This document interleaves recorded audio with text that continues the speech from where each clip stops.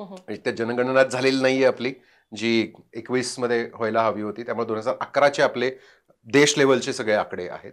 अर्थात मग national family health survey वगैरे हे सगळे नियमित सर्व्हे होत असतात. पण आकडे मिळवणं आणि ऑथेंटिक आकड्यांना जेवढं महत्व असतं तेवढंच की ते सरकारी आकडे आहेत म्हणून त्याच्याकडे 100% त्यावर विश्वास ठेवू नये यालाही महत्व असतं. मला काय करायचंय, हे मी मुळात का मांडतोय, एक मीडिया पर्सन म्हणून मांडतोय का एक पुणेकर म्हणून मांडतोय का काय. पुण्याचा स्पेसिफिक प्रॉब्लेम असा आहे की एकतर नेतृत्वाचा अभाव. तसंही पुणेकरांना आम्हाला सरळ उत्तर देण्याची सवयच नाहीये. आम्ही नेहमी वाकड्यातच शिरत असतो. आपल्याकडे काय कमी आहे, आपल्याकडे सगळे काय हवंय ते आहे. आणि जर लोक म्हणत असतील की गर्दी, लोकसंख्या हे प्रॉब्लेम्स आहेत, तर ते प्रॉब्लेम्स नाहीयेत. आपल्याकडे डेमोग्राफिक डिव्हिडंड हा प्रचंड मोठा आहे. आणि त्या तरुणींचा जर चांगला वापर करून घेतला नाही, त्यांना चांगली विजन दिली नाही, त्यांच्यासाठी एक नवी फ्युचरचं मॅपिंग, प्लॅनिंग, डिझायनिंग केलं नाही, तर प्रॉब्लेम आहे.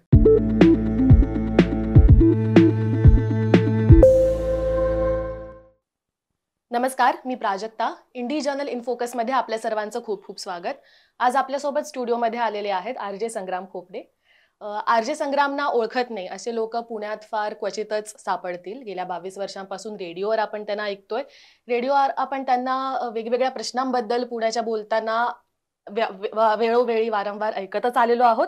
मात्र त्यांच्या संग्राम पुण्यसाथी फाउंडेशन तर्फे त्यांनी एक MH12चे 12 का वाजले असा एक रिपोर्ट नुकताच प्रकाशित केलेला आहे. त्याच्यामध्ये पुण्यासमोरच्या वेगवेगळ्या समस्या, पुण्याच्या नागरिकांना भेडसावणाऱ्या वेगवेगळ्या समस्या या सर्वांवर त्यांनी रिसर्च केलेला आहे. या सर्वांबद्दल त्यांनी त्याच्यामध्ये चर्चा केलेली आहे. तर आज आपण तुमच्या या रिपोर्टबद्दल आणि ओव्हरऑलच पुण्याबद्दलच संवाद साधूया. मला वाटतं सगळ्यात पहिला प्रश्न, मी आता रिपोर्टचा उल्लेख केलाच आहे, तर त्यापासूनच आपण सुरुवात करूया की हा जो तुम्ही रिपोर्ट केलेला आहे तर त्याच्यानुसार पुण्यासमोरचे हे प्रश्न नक्की काय काय आहेत? हा रिपोर्ट बनवायला मी थोडी पार्श्वभूमी सांगतो. साधारण 9 महिने आणि 22 वर्ष लागली. कारण 22 वर्ष मी रेडिओवर इथे रोज सकाळी उठून खरं तर प्रयत्न असा असतो की पुणेकरांना हसवावं, काहीतरी 4 नवीन गोष्टी सांगाव्यात, नवीन पर्स्पेक्टिव्ह द्यावेत. पण बराचसा माझा वेळ आणि माझी शक्ती ही त्या रोज सकाळी उठल्यावरती अशी माझी गिरणी चालू होते. बिजली, सडक, पाणी, खड्डे, असं झालं, तसं झालं, पुण्याचे हे प्रॉब्लेम्स आहेत, ते प्रॉब्लेम्स आहेत. तर असं करत असताना मला असं वाटलं की पुण्याच्या सगळ्या प्रॉब्लेम्सची समग्र मांडणी कुठेतरी जर असेल तर ते रेफरन्स म्हणून मला वापरता येईल. मी ते शोधायचा प्रयत्न केला. माझ्या बघण्यात तर असं काही आलं नाही. प्रत्येक विषयावर मात्र आणि त्या विषयाच्या सब विषयावर खूप खोलात जाऊन अनेक दशकं काम करणारी ऍक्टिव्हिस्ट मंडळी पुण्यात आहेत. त्याच्यावरती रिसर्च करतात आणि वेळोवेळी रस्त्यावरही उतरतात. पण कुठल्याही शहराचे किंवा राज्याचे किंवा देशाचे प्रश्न हे असे व्हॅक्यूम मध्ये नसतात. हा एक प्रश्न झाला, हा तुमचा ट्रॅफिकचा प्रश्न, हा तुमचा हाऊसिंगचा प्रश्न, असं नसतं. ते सगळे इंटरलिंक्ड असतात.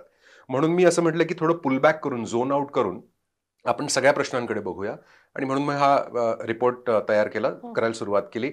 MH12चे 12 कसे वाजले, 12 मुद्दे घेतलेले आहेत. स्टार्टिंग विथ अर्थात ट्रॅफिक.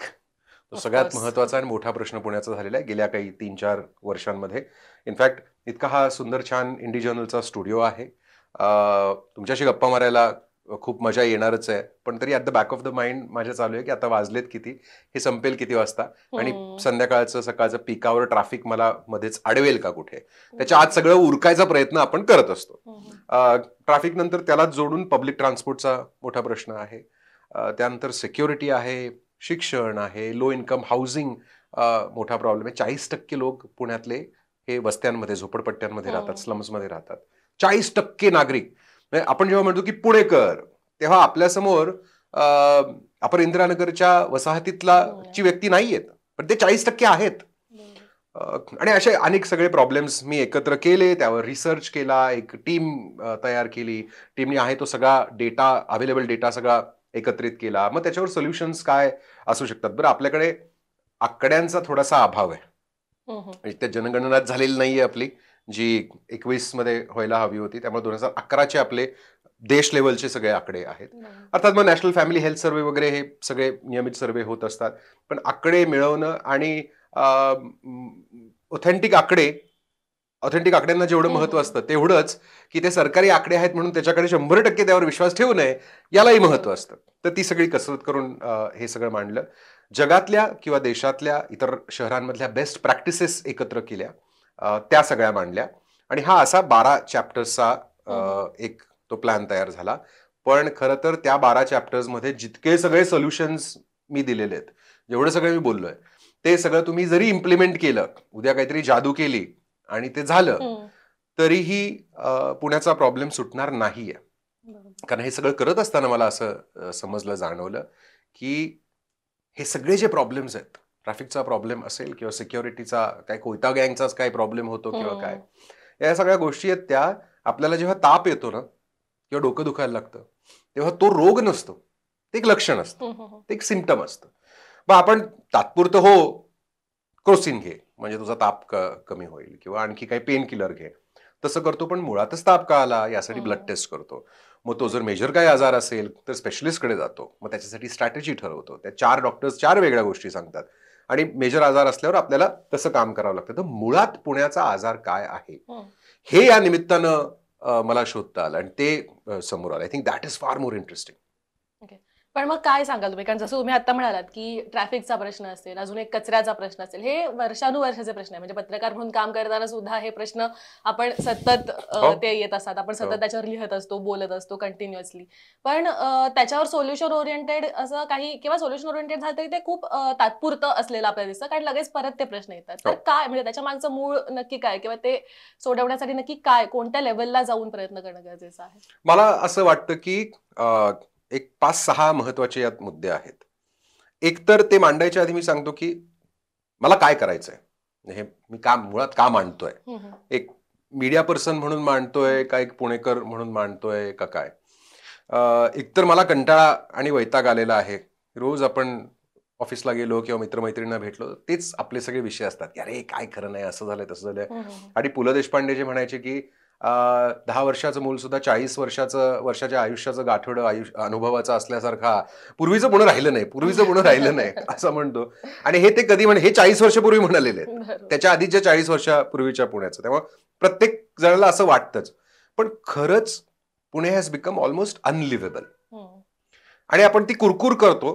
पण मला खंत याची वाटते की आपण मुळात जितकी कुरकुर करायला हवी तितकी करतच नाहीये. म्हणजे आपल्याला असं वाटतं का की नाही हे जे आहे ते असंच असणार आहे, ये तो ऐसा ही चलेगा. आपण असे रिझाईन झालोय का, आपण गिव्हअप केलेलं आहे का एक शहर म्हणून, नागरिक म्हणून, याची मला फार भीती वाटते. कारण जगभर प्रवास करत असताना आपल्याला दिसतं की पुण्या इतकीच पॉप्युलेशन असलेलं शहर किंवा पॉप्युलेशन डेन्सिटी तरी कमीत कमी तितकीच असलेलं एखादं शहर तुम्ही घेतलं तर ते आपल्या खूप पुढे असतं. ते खूप सुंदर असतं, स्वच्छ असतं, ट्रॅफिकचे प्रॉब्लेम्स नसतात. बरं, खूप गाड्या असल्या तरीही तो ट्रॅफिकचा जाम पटापट निघतो. पाण्याचे प्रॉब्लेम्स नसतात किंवा प्रॉब्लेम्स तयार झाले तरी त्याच्यावर ते उपाययोजना चांगली केलेली असते. ईज ऑफ बिझनेस असतो, एम्प्लॉयमेंट ऑपॉर्च्युनिटीज असतात. तर ह्या सगळ्या गोष्टींवर आपण झूम आउट केलं तर सगळ्यात पहिले मला दिसतं, खासकर पुण्यासाठी, यातल्या अनेक गोष्टी तुम्ही इंदोरमध्ये सुद्धा, मुंबईमध्ये सुद्धा इम्प्लिमेंट करू शकता, मुंबईतही करू शकता, भारतातल्या कुठल्याही मोठ्या शहरात करू शकता.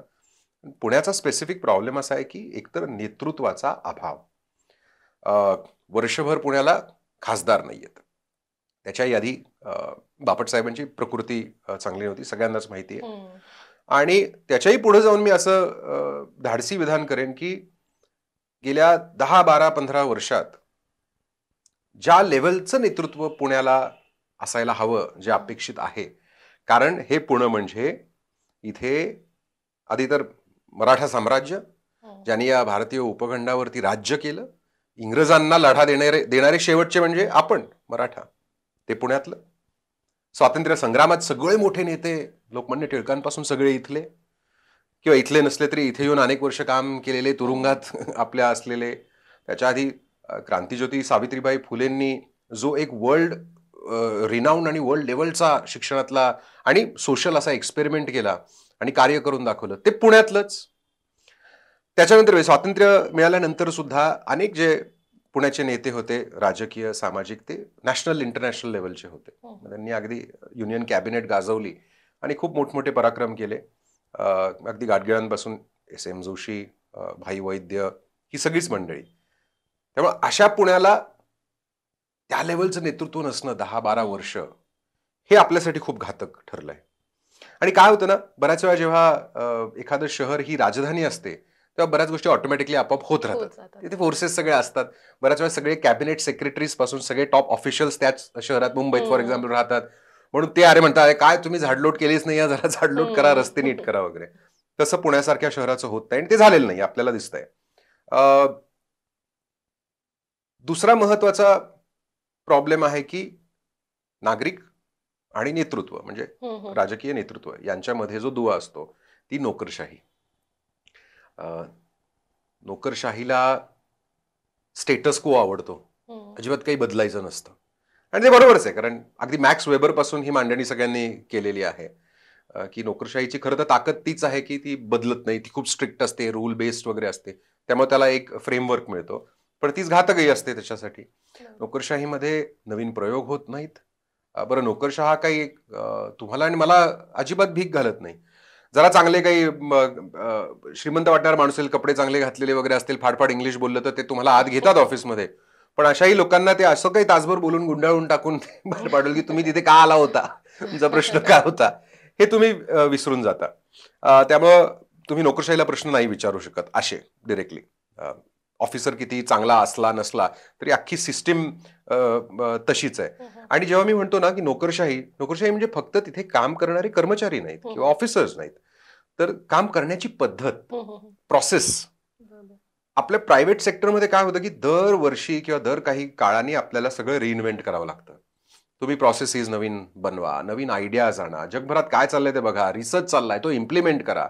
HR नावाचं एक डिपार्टमेंट असतं प्रत्येक प्रायव्हेट कंपनीमध्ये. ते सारखे तुम्हाला काहीतरी नवीन करा वगैरे असं सांगत असतात. पण पब्लिक सेक्टरमध्ये, नोकरशाहीमध्ये असं अजिबात होताना दिसत नाही. तिथे इनोव्हेशन अजिबात नसतं. त्यामुळं नोकरशाहीवर एक काम करून ऍडमिनिस्ट्रेटिव्ह रिफॉर्म्स, आणि यावर संशोधन झालेलं आहे, ते ठिकठिकाणी काही ठिकाणी त्याचं इम्प्लिमेंटेशन झालेलं आहे. आपल्याला फक्त ते रेप्लिकेट करायचं आहे. आपल्या पुण्याच्या स्पेसिफिक प्रॉब्लेम्स आणि कल्चरल इथॉस जो असतो त्याच्याभोवती ते करायचं आहे. या दोन्ही गोष्टींनंतर आपल्या समाजात एकंदरीतच इनोव्हेशनची खूप कमी आहे. जेव्हा माझ्यासारखी व्यक्ती, म्हणजे एखादी सवर्ण व्यक्ती, अपर मिडल क्लास व्यक्ती, इंग्रजी बोलणारी व्यक्ती एखादी नवीन आयडिया मांडते, तर ते म्हणतात, अरे संग्राम हा इनोव्हेटिव्ह माणूस आहे, 22 वर्ष रेडिओवर काम करतोय, पण बघा प्रत्येक कार्यक्रम त्याचा दर महिन्याला, आठवड्याला, रोज सकाळी वेगळं काहीतरी देत असतो. पण अशीच जर वेगळी मांडणी, इनोव्हेशन, नाविन्यपूर्ण काहीतरी एखाद्या अशा व्यक्तीने केलं की ते अपर मिडल क्लास नाहीयेत किंवा सवर्ण नाहीयेत, पण काहीतरी वेगळं केलं, त्याला आपण काय म्हणतो? जुगाड. म्हणजे आपल्याकडे एक अशी धारणा असते की तुम्ही सर्टन क्लासला जर बिलॉंग करता तरच तुम्ही इनोव्हेट करताय, नाहीतर तुम्ही जुगाड करता. अरे जुगाडू आदमी, ये जुगाड किया. आणि भारतीयांचा जुगाड वगैरे यावर पुस्तकं लिहिली गेली आणि खूप त्याला फार गौरवशाली असं काहीतरी, अरे भारतीय लोक करतात म्हणजे जुगाड. असं नाही, आपण सगळे इनोव्हेटर्स आहोत. जोपर्यंत आपण असं ऍक्सेप्ट करत नाही की 80% भारतीय जे करतात तो जुगाड नाहीये, तो इनोव्हेशन आहे किंवा इनोव्हेशनचा प्रयत्न आहे, तोपर्यंत इनोव्हेशन सगळीकडे होणार नाही. मग पॉलिटिक्समध्ये ते होतच नाही आणि नोकरशाहीत तर अजिबातच होत नाही. नोकरशाहीत तर अगदी शून्य त्यात इनोव्हेशन असतं. तर म्हणून या 3 सगळ्यात महत्वाच्या गोष्टी मला दिसतात. त्याच्या खालोखाल नागरिकांची इन्व्हॉल्वमेंट डिसिजन मेकिंग मध्ये, निर्णय प्रक्रियेत. आपलं काय होतं की आपण सगळे आता सरकारकडे एक सर्व्हिस प्रोव्हायडर म्हणून बघतो. म्हणजे फूड डिलिव्हरी सर्व्हिस हे असतं आपल्याकडे. मग ते अमुक ब्रँडनी दिलं किंवा तमुक ब्रँडनी दिलं, फार मला फरक पडत नाही, ते येऊन पोचलं पाहिजे. त्यामुळे माझ्याकडे पुण्यात जेव्हा 2022 एप्रिल पासून एकही नगरसेवक नाहीये, कारण महानगरपालिकाच नाहीये, इलेक्टेड रेप्रेझेंटेटिव्ह नाहीयेत, तर फार काही नागरिक म्हणत नाहीत की अरे मला नगरसेवक हवा आहे किंवा हवी आहे. मग त्याच्याऐवजी आयुक्त आहेत ना, ते काम करतायत ना, हा मग काही ठीक आहे, मला ते काम सर्व्हिस मिळाल्याशी मतलब आहे. पण लोकशाहीचा जो सगळ्यात बेसिक फंडाच आहे, स्थानिक स्वराज्य समित्या, त्याच नाहीयेत आणि we are all okay with it. हे घातक आहे, हे डेंजरस आहे.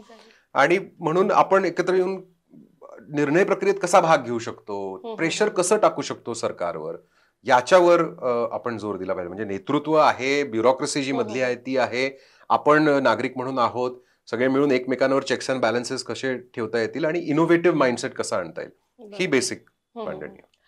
हे सगळे प्रश्न आणि हे सगळे हेच आहेत. म्हणजे नेतृत्वाचा प्रश्न तुम्ही म्हणालात की जे महापालिकेच्या निवडणुका रखडलेल्या आहेत त्याचा, तो तर म्हणजे तुम्ही जसं म्हणालात की कोणी त्याच्याबद्दल म्हणावं तितकं बोलत नाहीये आणि हा ही थोडीशी अतिशय म्हणजे निराशाजनक परिस्थिती आहे की कोणी का त्याच्यावर आवाज उठवत नाही.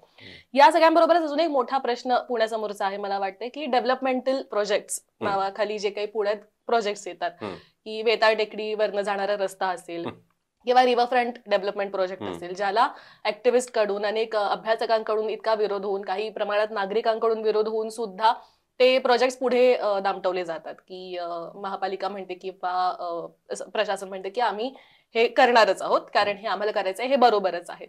तर याबाबत नक्की डेव्हलपमेंट म्हणजे काय, याबाबत संभ्रम असे दिसतोय का की काही लोकांच्या मनात सुद्धा की असं म्हटलं जातं की मग तुम्ही डेव्हलपमेंटला का विरोध करताय, जे ह्याला विरोध करताय, तर डेव्हलपमेंट म्हणजे नक्की काय, ह्याच्याबद्दल संभ्रम आहे का, किंवा मग सस्टेनेबल डेव्हलपमेंट कडे जिथं आपण गेलं पाहिजे आता ज्या दिशेने, तर तिथं न जाता काहीतरी वेगळंच प्रोजेक्ट येताना आपल्याला दिसत आहेत का?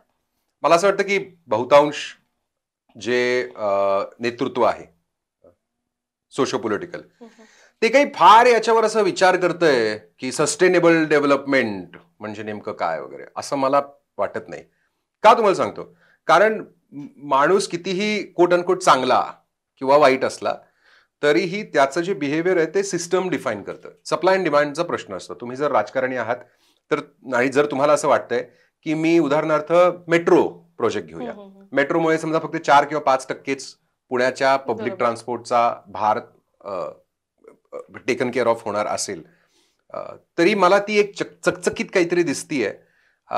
आणि मी म्हणू शकतो पुन्हा पुन्हा की बघा हे मी बांधलेलं आहे, हे मी बांधलेलं आहे, लोकांना आठवण करून देऊ शकतो. त्या तुलनेने तुम्ही जर 3-4 हजार बसेस घेतल्या तर खरं तर खूप मोठा, जास्त 50-60% तुम्ही किंवा इव्हन मोर पब्लिक ट्रान्सपोर्टचा प्रश्न तुम्ही सोडवू शकता, ट्रॅफिकचा प्रश्न सोडू शकता, प्रदूषणाचा प्रश्न तुम्ही कमी करू शकता, जास्त लोकांना त्याचा फायदा होणार आहे त्याचा. आणि जो खालचा लो इन्कम जो वर्ग आहे त्याला जास्त बसेसचा फायदा होतो कारण ते परवडणारं असतं. पण the buses are not as sexy as an entire metro project. जरी मेट्रो प्रोजेक्टची कॉस्ट कितीतरी पट असली त्या बसेसच्या, तरी सुद्धा ते अरे कूलनेस जो असतो, काहीतरी केलं, मोठं इन्फ्रास्ट्रक्चर केलं. त्यामुळे राजकारण्यांना असं वाटतं की असं काहीतरी केलं तरच मतं मिळतात म्हणून ते असं करतात. दुसरीकडे आपल्या नोकरशहांचा प्रॉब्लेम असा असतो की त्यांना नेमकं माहीतच नाही की त्यांचं काम काय, म्हणजे त्यांचा कस्टमर कोण आहे प्रायव्हेट सेक्टरच्या लँग्वेजमध्ये बोलताना, किंवा त्यांचा ऑडियन्स कोण आहे हे त्यांना नीट माहीत नाहीये, त्याला काय द्यायचंय ते त्यांना नीट माहीत नाहीये. उदाहरणार्थ ट्रॅफिकचं आपण उदाहरण घेऊया. ट्रॅफिक पोलिसांचं काम नेमकं काय आहे? ट्रॅफिक कोंडी होणार नाही याचा बंदोबस्त करणे, झाली तर ती सोडवायचा प्रयत्न करणे, का मोटर व्हेकल्स ऍक्ट खाली कारवाई करणे. आणि दोन्ही जर असतील तर त्यात प्रायोरिटी नंबर 1 कोणाला आहे, किती टक्के कशावर फोकस करावं, हे खरं तर खूप क्लिअर हवं, पण ते त्यात क्लॅरिटी नाहीये. त्यामुळे जसा नवीन ऑफिसर येतो तसा तो नवा भिडू नवा डाव करून तो वेगळंच काहीतरी चालू करतो. मग पण नेमकं आपण जे सगळं काम करतोय ते कशासाठी करतोय, टार्गेट काय आहे, कोणाच्या भल्यासाठी आपण करतोय, ही जर क्लॅरिटी असेल ना तर मग हे पुढचे अनेक प्रश्न आपल्याला पडतच नाहीत. आणि मग पर्यावरणवादी विरुद्ध डेव्हलपमेंटवादी, विकासवादी वगैरे असाही संघर्ष होत नाही, किंवा असा झाला तर तो लगेच सोडवता येतो जर आधी नेतृत्वाला क्लॅरिटी असेल की नेमकं आपण कशासाठी करतोय. एखादा नवीन रोड बांधतोय तर त्याचा फायदा कोणाला होणार आहे हे जर आपण बघितलं, जर 40% वस्त्यांमध्ये राहणारी आपली लोकसंख्या असेल, किंवा लोकांना भारताबद्दल गैरसमज आहे तो आधी आपण दूर करूया. तुम्हाला जर टॉप 10% भारतीयांमध्ये इन्कम अर्नर या यादीमध्ये यायचं असेल, टॉप 10%, तर महिन्याला किती रुपये तुम्हाला मिनिमम कमवावे लागतील? 25 करोड, 2.5 करोड का 25 लाख रुपये? आम्ही तुम्हालाही विचारतोय प्रश्न. तुम्ही आता कुठे सोशल मीडियावर बघत असाल तर खाली कॉमेंट करा, उत्तर सांगतोय मी लगेच तुम्हाला. टॉप 10% इन्कम अर्नर्स मध्ये यायचं असेल तर तुम्हाला 25 करोड नाही, महिन्याला 2.5 करोड नाही, महिन्याला 25 लाखही नाही, 2.5 लाखही नाही. तुम्ही जर 25,000 रुपये कमवत असाल महिन्याला तर तुम्ही भारताच्या टॉप 10% इन्कम अर्नर्स मध्ये आहात. So that gives you an idea of who we are, where we are as a country, right? त्यामुळे हे जर आपल्या लक्षात असेल तर मग आपल्याला कळतं की मग तो नवीन रोड बांधायचा 200-250 करोड टिकडीचा जो आपला रोडचा मुद्दा, त्यासाठी मी सुद्धा रस्त्यावर उतरलो होतो. RFDच्या विरोधातही मी रस्त्यावर उतरलो होतो.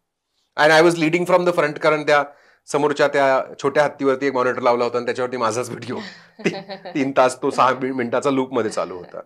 कोणासाठी आपण करतोय हे क्लिअर असेल. जसं गांधीजींनी किती मोठा आपल्याला मंत्र दिलेला आहे, जगाला दिलेला आहे. तुम्हाला 2 पर्याय किंवा 3 पर्याय 4 पर्याय आहेत, काय करायचं कळत नाहीये, तर साधं आणि सोपं आहे की जास्त फायदा हे केल्यामुळे जास्त फायदा सगळ्यात गरीब माणसाला होणार आहे का? होत असेल तर दॅट्स द बेस्ट चॉईस. तर त्यामुळे हे सगळे वाद मिटवू शकतात. अर्थात केस टू केस बेसिसही आपल्याला प्रत्येकच प्रोजेक्टचा अभ्यास करावा लागेल. पण सरसकट हे बरोबर आहेत किंवा सरसकट ते चुकीचे आहेत असंही आपल्याला म्हणता येत नाही. पण ते कसं आपण निवडायचं की कोण बरोबर आहे, त्यासाठीचं जे फ्रेमवर्क लागतं, त्यासाठीचा जो दृष्टिकोन आणि व्ह्यू लागतो, तो आता नेतृत्वाकडे आणि नोकरशाहीकडे नाहीये, म्हणून प्रॉब्लेम्स आहेत. पण आता हे जे आहेत की तुम्ही हा जो अतिशय महत्वाचा मुद्दा म्हणला की कुणासाठी हे आहे किंवा कुणाला त्याचा फायदा होणार आहे, कुणाला त्याचं नुकसान होणार आहे, हे सगळं जे असेसमेंट करायची गरज आहे. पण एका बाजूने आपण बघतो की ह्याच्यासाठी जी आंदोलनं उभी राहतात, वेताळ टेकडीवर ज्या रस्त्याच्या विरोधात जी आंदोलनं उभी राहिली किंवा मग रिव्हरफ्रंट डेव्हलपमेंटच्या विरोधात, तर कुठेतरी असंही एक नरेटिव्ह आपण बघितला, असाही एक सूर बघितला की अरे हे तर खूप एलिट, ही एलिट आंदोलन आहेत किंवा हे खूप एलिटिस्ट आहेत किंवा हे अगदी एलिट लोकांची आंदोलन आहेत, सामान्य नागरिकांचा त्याचे काही संबंध नाहीये. खरं तर असं आहे का पण की सामान्य नागरिकांचा त्याच्याशी का डिस्कनेक्ट त्यांना एवढा वाटतो ह्या आंदोलनांशी? त्यासाठी पुन्हा एकदा आपण टॉप डाऊन व्ह्यू कडे जाऊया. गेल्या 10-12 वर्षात पुण्याची नेमकी आयडेंटिटी काय, पुण्याचं नेमकं कॅरेक्टर काय, याची मांडणी कुणीच केलेली नाही. एकेकाळी आपण विद्येचं माहेरघर होतं, मग आपण काय पेन्शनर्स पॅराडाईज, मग IT hub, auto ancillary manufacturing hub, या सगळ्या गोष्टी झाल्या. पण ते झाल्या, ते करून झाल्या. आता पेन्शनर्सला रस्ता क्रॉस करता येत नाही, जीव मुठीत धरून त्यांना पळावं लागतं. हवा तशी राहिलेली नाहीये आपली. आणि आपल्याकडे IIT, एम्स किंवा IIM किंवा एखादं असं एड्युटेक स्टार्टअप मधलं कुठलं तरी एक मोठी किती कंपनी वगैरे असंही काही झालेलं नाहीये. IT मध्ये बँगलोर आपल्या खूप पुढे निघून गेलेले आहेत, त्यामुळे आपण सेकंड किंवा ऑल्सो रॅन सारखे आहोत. तर मुळातच एखाद्या शहराला आयडेंटिटी असते, तिची लेगसी म्हणून मिळालेली असते, तीच आपण धरून चालावी का? म्हणजे आपण नेहमी फक्त की बाबा 400 वर्षांपूर्वी आमच्या पूर्वजांनी हे केलं, 100 वर्षांपूर्वी आमच्या पूर्वजांनी हे केलं, याच्यावरतीच आपण जगत राहायचं का त्याच्या पुढे काहीतरी मांडता येईल? मला असं वाटतं की मानता येईल, आपल्याला जमेल आणि ते अचीव्ह करता येईल की नाही मला माहित नाही, पण तो प्रयत्न तर व्हायला हवा. आपण तो प्रयत्न करूया की मला पुण्यासाठी नवीन आयडेंटिटी काहीतरी बनवायची आहे. 2023च्या किंवा कुठल्याही वर्षाच्या अखेरीस आपण म्हणतो की मला हे नवीन रेझोल्युशन करायचंय. काय आता माझं तर अनेक वर्ष काय की थोडंसं वजन कमी करायचं, जरा फिटनेस वाढवायचं, 2 वाईट सवयी आहेत त्या कमी करायच्या, चांगल्या सवयी आहेत त्या वाढवायच्या, आणि मी 3-4 महिने हे केलं तर मी तिथे ते अचीव्ह करू शकेन. म्हणजे काय, आजचा जो संग्राम आहे आणि जो संग्राम मला बनायचा आहे त्यात जी तफावत आहे ती भरून काढायची आहे मला. पण जोपर्यंत तो संग्राम कसा असला पाहिजे याचं स्वप्न मी बघत नाही, ती विजन मला येत नाही, तोपर्यंत मी अरे कुठल्या दिशेने जायचं हेच आपल्याला कळत नाही. तसंच आपल्या शहरासाठी आपल्या शहराचं कॅरेक्टर काय आहे, आयडेंटिटी काय आहे, याची मांडणी होणं गरजेचं आहे. आणि ती थोडंसं मी माझ्या बालबुद्धीला जेवढं जमेल त्या दृष्टिकोनातून करायचा प्रयत्न केला. I will share that with you. पण जेव्हा आयडेंटिटी अशी नसते तेव्हा शहर एकत्र राहत नाही, मग त्याची अनेक शहरं होतात. मग एक असतं की जिथे हडपसरमध्ये काय चाललंय, कात्रजमध्ये काय प्रॉब्लेम्स आहेत याचं पुणे 4ला घेणं देणं नसतं, आणि पुणे 4ची लोक फक्त ते टेकडी करतायत, एलिट लोक, असं इतर लोकांना वाटत असतं. पण खरं तर यात टेकडीचा प्रश्न हा सगळ्यांचा प्रश्न असणार आहे. कात्रजच्या लोकांना जर काही वेदना होत असतील तर त्या वेदना मला सुद्धा शहराच्या मध्यभागी राहताना मला सुद्धा त्या वाटल्या पाहिजे, अरे नाही. पण ते केव्हा होतं, जेव्हा एक आयडेंटिटी असते, जेव्हा आपल्याला वाटतं की पुणे म्हणजे एक आहे.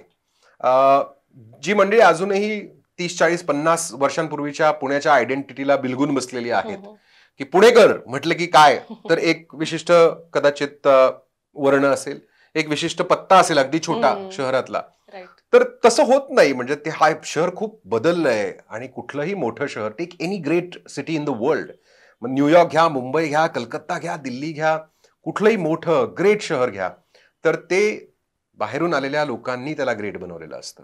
म्हणजे आपल्याकडे पुण्याच्या आसपास जिल्ह्यातून जी मंडळी येतात, मग पश्चिम महाराष्ट्रातून आणि मग महाराष्ट्र विदर्भातून येतात, अख्ख्या महाराष्ट्रातून येतात आणि मग देशभरातून जेव्हा येतात लोक, तेव्हा ते ती समृद्धी मेल्टिंग पॉट झाल्यावर मोठी समृद्धी होते, ढवळाढवळ होते, क्रिएटिव्हिटी वाढते. त्यामुळे आयडेंटिटी सुद्धा तशी बदलली पाहिजे. तर ती बदललेली आयडेंटिटी काय आहे किंवा आपल्याला जी बदलायची नवीन आयडेंटिटी हवी आहे ती काय असणार आहे, हे जोपर्यंत कोणीतरी आर्टिक्युलेट करत नाही तोपर्यंत एकत्र कशाभोवती येऊ ना आम्ही पुणेकर म्हणून, हाही प्रश्न राहतो. कारण मग ती जर शहराची आयडेंटिटी नसेल तर मग माझी जात आहे, माझं मूळ गाव आहे, माझी आयडिओलॉजी आहे, म्हणजे माझी आयडिया, माझी आयडिओलॉजी, माझा कॅन्डिडेट, माझा पक्ष, या सगळ्या गोष्टी, जात आणि धर्म वगैरे या तर आहेतच, डिवायडिंग फॅक्टर्स आहेतच आपल्याकडे. त्याचा अभाव असल्यामुळे हे डिव्हिजन्स होत आहेत की हे काय हे ते डेक्कनच्या लोकांची थेर आहेत किंवा नाही तिकडे काय चाललंय कॅम्पातल्या लोकांचं आपण कशाला त्यात पडूया, हे त्यामुळे होतंय. बरोबर. सो कुठेतरी तुम्ही आता बाहेरून पुण्यात आलेल्या लोकांविषयी बोललात की पुणे जिल्ह्यातून इतर ठिकाणांवरून किंवा संपूर्ण राज्यातून किंवा देशातल्या विविध भागातून पुण्यात स्टुडंट्स येतात, जॉबसाठी अनेक लोक येत असतात आणि कोणत्याही शहरात अशा प्रकारे स्थलांतर हे होतच असतं. आणि कुठेतरी आपण एक असं पुण्यातल्या प्रश्नांबद्दल किंवा शहरातल्या प्रश्नांबद्दलची मांडणी बघतो तेव्हा त्याच्यात अतिशय एक असं नेरेटिव्ह त्याच्यात टाकलेलं आपल्याला दिसतं की बाहेरून आलेल्या लोकांमुळे हे प्रश्न तयार झालेले आहेत किंवा हे इतके सारे लोक येतात त्यामुळे आमच्या शहरातली गर्दी वाढली आहे, त्यामुळे आमच्या शहरामध्ये एवढे प्रश्न निर्माण झालेले आहेत. तर कुठेतरी एक हा ढकलून देण्याचा जो प्रयत्न आहे की हे प्रश्न आहेत कारण हे लोक आलेले आहेत. तर आणि ऑफकोर्स ह्याच्यामध्ये पण वेगवेगळे आहे की ते आलेले जे लोक आहेत त्यांची सोशिओ इकॉनॉमिक बॅकग्राऊंड काय त्याच्यावरनं सुद्धा हे जे जजमेंट आहे हे बदलत जातं. तर याच्याबद्दल काय सांग, पुण्याच्या बाबतीतही होताना आपल्याला दिसतं. पुन्हा पु ल देशपांडे मुंबईबद्दल म्हणायचे की प्रत्येक व्यक्तीला मुंबईत बाजूला जो उभा आहे ना तो येऊन मुंबईत गर्दी करतोय असं वाटतं. म्हणजे आपणही तिथे आहोत, आपणही गर्दी करतोय, गर्दीचा भाग आहोत. यात खरं तर दोन्ही बाजूंना मी ज्या लोकांना असं वाटतं आणि जे दोष देतात आपल्याच लोकांना, आपल्या जिल्ह्यातल्या, आपल्याच महाराष्ट्रातल्या, आपल्या देशातल्या लोकांकडे असं जरा रागाने बघतात, अरे तुम्ही लोंढेच्या लोंढे तुम्ही येताय म्हणून हा सगळा प्रॉब्लेम होतोय. तर असं म्हणणाऱ्यांचंही मी समजू शकतो. कारण जेव्हा सिस्टम फेल्स यू ना, जेव्हा तुम्हाला जे अपेक्षित होतं ते होत नाही, ज्या बेसिक सुविधा तुम्हाला अपेक्षित होत्या त्या होत नाहीत, शहर भकास आणि बकाल असं व्हायला लागतं, तेव्हा you need somebody to blame. आणि मानवी ती टेंडन्सी असते की आपल्याला एक शत्रू लागतो आणि हे पूर्णपणे नेतृत्वाचं फेलियर आहे आणि प्रशासनाचं फेलियर आहे. पण त्या लोकांना मला असंही सांगायचंय की बाहेरून आलेली जी मंडळी असतात तर ती बाहेरून आली म्हणजे ती कधी बाहेरून आलेली आपण थांबवायला हवी होती. मागच्या वर्षी नंतर जी लोक आली आहेत त्यांना आपण थांबवायला हवं होतं का 5 वर्षांपूर्वी, का साल 2005, साल 2000 मिलेनियम च्या पार्टी नंतर, न्यू इयर्स पार्टी नंतर पुणे जे आले ते सगळे दोषी आहेत का 99 साल, मग 99 म्हटलं आपण कट ऑफ पकडलं तर 99 का, मग 95 ते 99 मध्ये आलेल्या लोकांना का दोष आपण द्यायचा नाही? 50 वर्षांपूर्वी जे लोक इथे आले त्यांना आपण दोष देऊया का? Should that be the cut off, and if so why should that be the cut off? मग असं जेव्हा आपण मागे मागे जातो ना तेव्हा आपल्याला असं लक्षात येतं की खरा दोष आहे आफ्रिकेचा. कारण आफ्रिकेतून लोक जेव्हा हजारो लाखो वर्षांपूर्वी आले पुण्यात उत्क्रांतीच्या वेळी, सगळ्यात सुरुवातीला जे मनुष्य आले त्यांचा दोष आहे. नाही तर त्याच्या आधी खूप सुंदर होतं पुणे आमचं, नुसतीच झाडी होती, हिरवगार सगळं होतं. त्यामुळे याला काहीच अर्थ नाही. तुम्ही आपल्या देशाचे नागरिक आहेत त्यांना तुम्ही थांबवू शकत नाही. तुम्ही काय करू शकता? तुम्ही हे करू शकता की शहराचं प्लॅनिंग आपण पुढच्या 30 वर्षांसाठी करू शकतो का? या सगळ्या गोष्टी आपण लक्षात ठेवू शकतो का?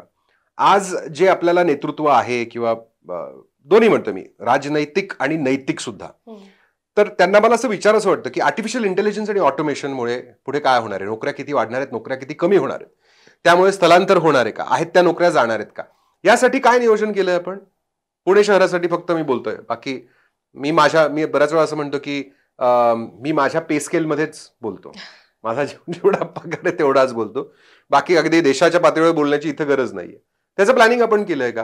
क्लायमेट चेंज, क्लायमेट क्रायसिसमुळे असं सगळ्या तज्ज्ञांनी म्हटलंय, प्रचंड मोठ्या प्रमाणावर लोक स्थलांतरित होणार आहेत.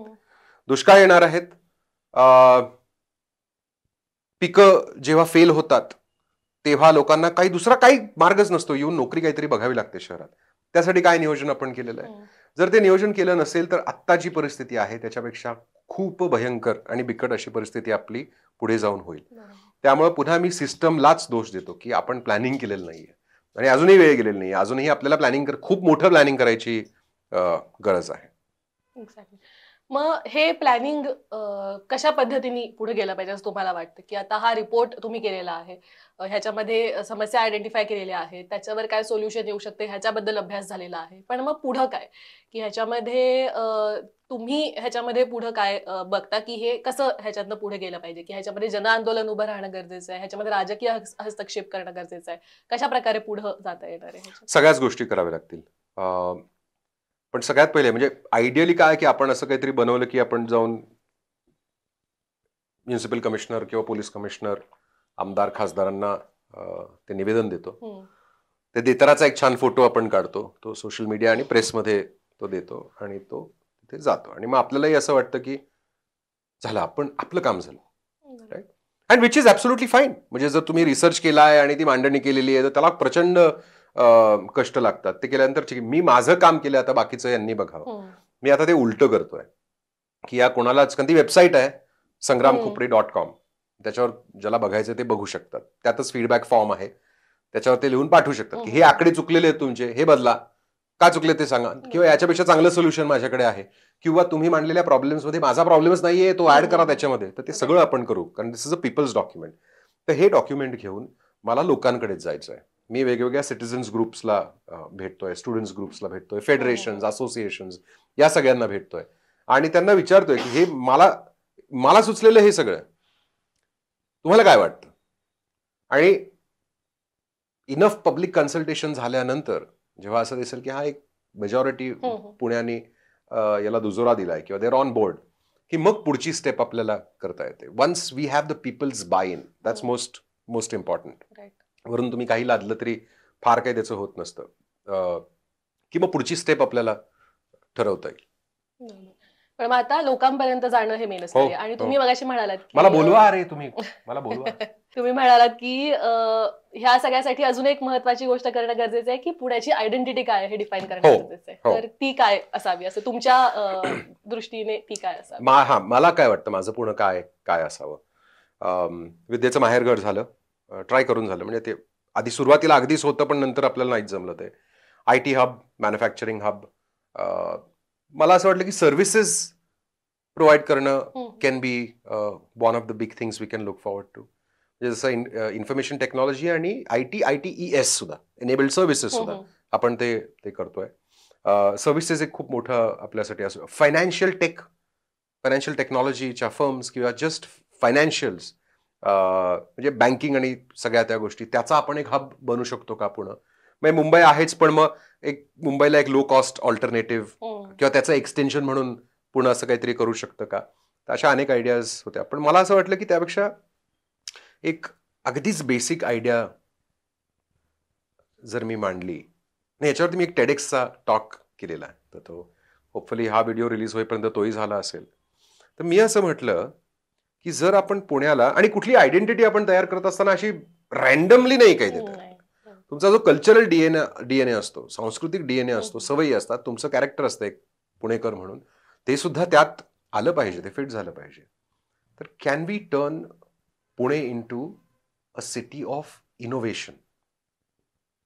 म्हणजे फक्त असं नाही की जगभरातल्या कंपन्यांचे R&D सेंटर्स इथं असले पाहिजेत, ते तर असलेच पाहिजेत, ते आपण बोलू, त्यासाठी काय काय लागणार आहे आपण ते देऊ, आपल्याकडे सगळा ह्युमन रिसोर्स तर आहे, तयारच आहे. पण इनोव्हेशन हा एक माइंडसेट असतो, वे ऑफ लाईफ असते. इनोव्हेशन मध्ये म्हणतात की सरळ उत्तर देऊ नका, म्हणजे जे सरळ जे आहे ऑब्व्हियस वाटतंय ते नाही, वेगळं काहीतरी विचार करा. तसंही पुणेकरांना आम्हाला सरळ उत्तर देण्याची सवयच नाहीये, आम्ही नेहमी वाकड्यातच शिरत असतो. तर गमतीचा भाग वेगळा, पण इनोव्हेटिव्ह लाईफस्टाईल आपल्याला जगता येईल की जिथे सगळे, मग स्टुडंट्स असतील, घरी असतील, रस्त्यावर असतील, प्रोफेशनल लाईफमध्ये असतील, सगळे म्हणतील की नाही मी काहीतरी इनोव्हेटिव्ह करायचा प्रयत्न करणार आहे. हे म्हणजे असं म्हणणं हे इंस्टाग्रामच्या व्हिडिओ सारखं वाटतं. Hmm. Be the best you can be an innovator. असं काही असं होत नसतं, असं कधी होत नाही. त्याच्या आधी बऱ्याच स्टेप्स आपल्याला कराव्या लागतात. एक तर मी मगाशी म्हटलं तसं की इनोव्हेशन सगळे करू शकतात, हे आपण मान्य केलं पाहिजे. मग त्याला जात, धर्म, वर्ग वगैरे याचं लिमिट नको. तो जुगाड शब्द तर अजिबात नकोच, तो वोकॅब्युलरीतून काढून फेकून देऊया आपण. पण त्याचबरोबर तुम्हाला जर इनोव्हेटर बनायचं असेल किंवा इनोव्हेटिव्ह बनायचं असेल, नाविन्यपूर्ण काही मांडायचं असेल, तर आधी तुम्ही पडायला शिका. कारण तुम्ही फेल झाल्याशिवाय तुम्ही इनोव्हेट करू शकत नाही. पण ते जुनं सगळं थॉमस एडिसनचं वगैरे, अरे मी कितीतरी वेळा 1000 वेळा ते बल्ब बनवायचा प्रयत्न केला, पण तो 10,000व्या वेळी मला तो जमला वगैरे. तर त्या सगळ्या खऱ्याच गोष्टी आहेत. पण एक असतं की संग्राम, तू इनोव्हेटर बन आणि फेल झालास तरी काळजी करू नकोस, तेवढा निर्ढावलेला हो. ऑन दी अदर हँड आपण असं म्हटलं की आपण पुण्यातले सगळेच असे बनूया की तू फेल झालीस तर मी हसणार नाही, मी फेल झालो तर तू हसणार नाही. आपण नाही नाही, चल चल चल चल परत ट्राय करूया, असं आपण शहर म्हणून एक आयडेंटिटी, एक ऍटिट्यूड बनवू शकतो का? आणि त्याच्याही आधी आपल्याला जे आपण विद्येचं माहेरघर होतो, KG to PG, राईट? विद्या कुठली तर PG पर्यंतची. पण PG नंतरचं जे शिकणं असतं, जे एज्युकेशन असतं, ज्याला कंटिन्युअस लर्निंग आपण म्हणतो, तसं जर शहर आपण झालो की सगळ्यांनी ठरवलं मी CEO आहे, MD आहे, 80 वर्षाचा रखड झक्कड असा म्हातारा आहे, तरी मी काहीतरी नवीन शिकणार आहे. आणि शिकणार कसं? मी वाचीन, मी असे छान व्हिडिओज बघीन, चॅनल्स बघीन, पण मी लोकांमध्ये जाऊन गप्पा मारीन, चर्चा करेन आणि देवाणघेवाण करून आपण सगळे शिकूया. Can we turn Pune into a city of continuous education, of continuous learning from each other, from everything that's happening around the world. आणि हे जर असेल, जर तुम्ही लाईफ लॉंग लर्निंग आणि कम्पॅशन एकमेकांसाठी, की आपण पडलो तर काही हरकत नाही, हसायचं नाही आपण, किंवा अरे मी म्हटलंच होतं तू पडणार आहे वगैरे, कशाला उगाच करतो, तुला कोणी सांगितलं होतं? जे एक मराठी आपली एक सवय असते की उगाच कशाला, काय झालं की हे करू का, कशाला उगाच कशाला, तेही आपण वोकॅब्युलरीतनं काढूया. आणि मग that might lead us to a city of innovation. आणि कदाचित काही लोक हसतील माझ्यावर की असं कुठे असतं का, सिटी ऑफ इनोव्हेशन वगैरे, असं कधी होतं का? पण आपला जर इतिहास बघितला तर अमेरिकेतली शहर आहेत ती 400 वर्ष, 300 वर्ष, 200 वर्ष किंवा अशी, चीन मधली तर 30 वर्ष, 40 वर्ष जुनी शहर आहेत. पण त्यांनी एवढं काय काय केलेलं आहे. आणि आपला तर केवढा प्रचंड मोठा इतिहास आहे. म्हणजे शिवाजी महाराजांनी फक्त स्वराज्य किंवा परकीय आक्रमणांना सामोरं जाणं आणि स्वरक्षण करणं हे एवढं नाही केलं. त्यांनी पीपल सेंट्रिक पब्लिक ऍडमिनिस्ट्रेशन दिलं. रयतेचा राजा म्हणजे काय, की लोकांना आपण सेंटरला ठेवायचं आणि मग ऍडमिनिस्ट्रेशन सगळं तयार करायचं, असं केलेलं आहे. जसं मगाशी म्हटल्याप्रमाणे क्रांतिज्योती सावित्रीबाई फुलेंचा ते जे काम होतं ते 19व्या शतकातलं. म्हणजे अनेक लोकांना इतिहासात काय चाललंय ते पटकन पॅरलली कळत नाही, पण 1857ची क्रांती हे आपल्याला जेवढं लक्षात राहतं तेच आपल्याला त्याच्याच काही वर्षांपूर्वी जी क्रांती सावित्रीबाईंनी केली ती त्या काळातली आहे. तर हा आपला इतिहास आहे. ही आणि आपल्याकडे काय कमी आहे, आपल्याकडे सगळे काय हवंय ते आहे. आणि जर लोक म्हणत असतील की गर्दी, लोकसंख्या हे प्रॉब्लेम्स आहेत, तर ते प्रॉब्लेम्स नाही आहेत. आपल्याकडे डेमोग्राफिक डिव्हिडंड हा प्रचंड मोठा आहे. आणि त्या तरुणींचा जर चांगला वापर करून घेतला नाही, त्यांना चांगली विजन दिली नाही, त्यांच्यासाठी एक नवी फ्युचरचं मॅपिंग, प्लॅनिंग, डिझायनिंग केलं नाही, तर प्रॉब्लेम आहे. पण तुम्ही जर ते करायला तयार असाल तर सगळं आहे आपल्याकडे. We can do it. It's doable. I am telling you, it's doable. It's not even a pipe dream. पण प्रश्न एवढाच आहे की कोण करणार ते. म्हणून मी लोकांना भेटायला चाललोय आणि मी विचारतोय, तुम्ही करणार, तुम्ही करणार, तुम्ही करणार, तुम्ही करणार. मी करायला तयार आहे. तुम्ही करताय, करूया आपण मिळून. आय गेस या नोटवर आपण आजचा हा संवादाचा हा इंटरव्ह्यू थांबू शकतो. आणि तुम्ही म्हणाला तसं आपण सध्या बघितलं आणि ज्या डिरेक्शन मध्ये आपण चाललेलो आहे, जे काही प्रश्न फ्युचरमध्ये आपल्या समोर येणार आहेत ते सगळं कन्सिडर करता innovation is going to be the key. Innovation हे अतिशय गरजेचं राहणार आहे. त्यामुळे अतिशय ही खरंच this is a visionary idea मला वाटतंय. And sorry to tie that all in, कारण आपण मीडियामध्ये आहोत त्यामुळे मार्केटिंग हा एक महत्वाचा आपल्या सगळ्या अभ्यासाचा भाग राहिलेला आहे. या सगळ्याला me the Pune model for governance असं टायटल दिलेलं आहे. The Pune model for governance. यात त्या सगळ्या गोष्टी आल्या. Okay, yes. सो थँक्यू तुम्ही आज इथं आलात आणि आज हा इंटरव्ह्यू तुम्हाला कसा वाटला हे आम्हाला कमेंट्समध्ये नक्की कळवा. आरजे संग्रामला तुम्हाला काही सांगायचं असेल, काही विचारायचं असेल तर ते सुद्धा कमेंट्समध्ये नक्की विचारा.